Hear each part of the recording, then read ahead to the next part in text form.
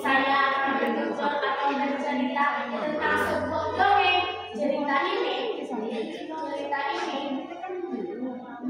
mulai dari dongeng Jawa Barat oleh Yudhistira Mitra dan diterbitkan oleh Suradia dengan film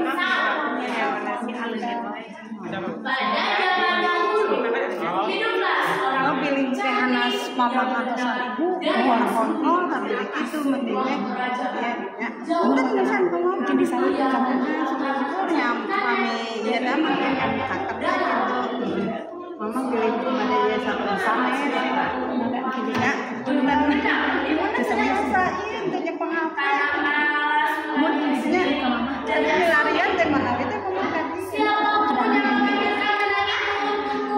ya kita nanya jadi kan jika perempuan itu anak sebenarnya tanpa diduga yang mengambil kandungnya itu adalah seekor anjing jalanan yang bernama Duma. Karena Daya Sumi telah bersumpah, Daya Sumi pun menikahi dia. Dari pernikahan itu mereka dikaruniai seorang anak laki-laki yang bernama Sangkuriang. Sangkuriang tumbuh menjadi anak yang tampan, kuat dan pandai. Namun dia tidak mengetahui bahwa Duma adalah ayahnya. Suatu hari dengan semangat pagi, Sangkuriang menghampiri Daya Sumi berkata, "Anakku, pergilah ke hutan dan bawakan ibu hasil buruan untuk makan malam ini." Sangkuriang pun bergegas dengan busuk dan anak. Namun seharian berburu, ia tidak berhasil mendapatkan Sangkuriang. Karena kesal, ia mengarahkan panahnya kepada anjing yang selalu setia dengannya, namun ia malah berbohong. Setelah itu, Sangkuriang pulang sambil membawa daging. Kemudian ia serahkan kepadanya. Ibu, ini hasil buruan untuk makanan kita, katanya dengan lembut. Setelah beberapa saat, Daya Sumi tidak kemudian menanyakannya kepada Sangkuriang. Setelah mengetahui bahwa daging yang ia makan adalah Daya Sumi sangat marah dan sedih. Dia pun menangis. "Kau menuduhkan dia adalah ayah kandungmu," serunya dengan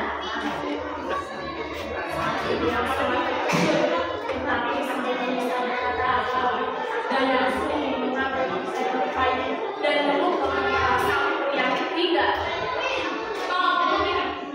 aman "Pergilah kau dari hadapanku, aku tak ingin melihatmu lagi." Sangkuriang akhirnya marah dengan kepala mendekati yang penuh. Beberapa tahun kemudian, Sangkuriang tumbuh menjadi seorang pemuda gagah dan sakti. Ia kembali ke kampung halaman tanpa mengetahui bahwa tempat itu adalah tanah. Di sana dia bertemu dengan seorang wanita yang sangat cantik yang ternyata itu adalah Daya Sumi. Namun karena Daya Sumi diberkahi Allah muda, Sangkuriang tidak. Mereka pun saling jatuh cinta dan berencana akan menikah. Suatu hari, Daya Sumi memperhatikan bersama kepada Sangkuriang. Dia tersentak dan menyadari bahwa seorang pemuda yang akan menikah adalah anak dikasihnya. "Ya Tuhan, ini anak kandungku sendiri." Dengan hati yang begitu dalam, Daya Sumi berkata kepada Sangkuriang, "Kekasihku, jika kau benar-benar mencintaiku, buktikan cintamu dengan satu pernikahan baru." Sangkuriang tersenyum jauh. "Apapun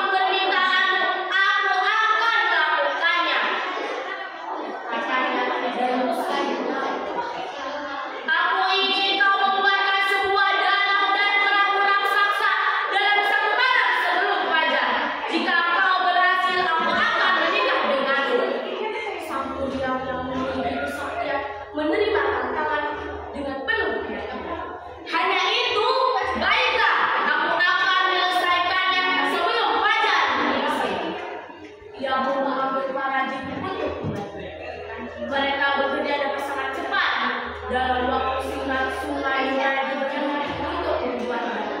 Dan perahu besar hampir selesai. Melihat ini, Dayang Sumi cemas.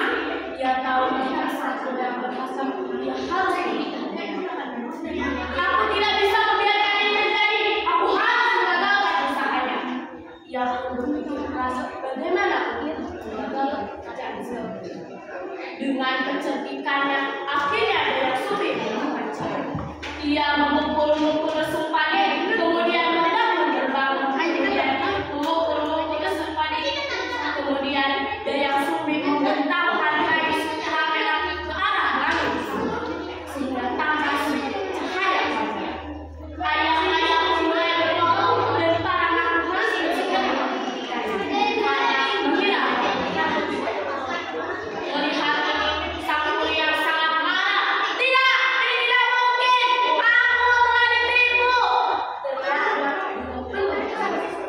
Dengan kekuatan yang luar biasa, sang mulia menegakkan hampir selesai. Perahu ini terbalik dan menjadi sebuah dan kini dikenal sebagai Gunung Tangkuban. Maka merupakan sang mulia menghilang ke dalam bumi. Sementara Dayang Sumi menghabiskan sisa hidupnya dalam hingga kini Gunung Tangkuban masih berdiri di Jawa Barat. Menjadi kisah tragis antara ibu dan anak yang tidak saling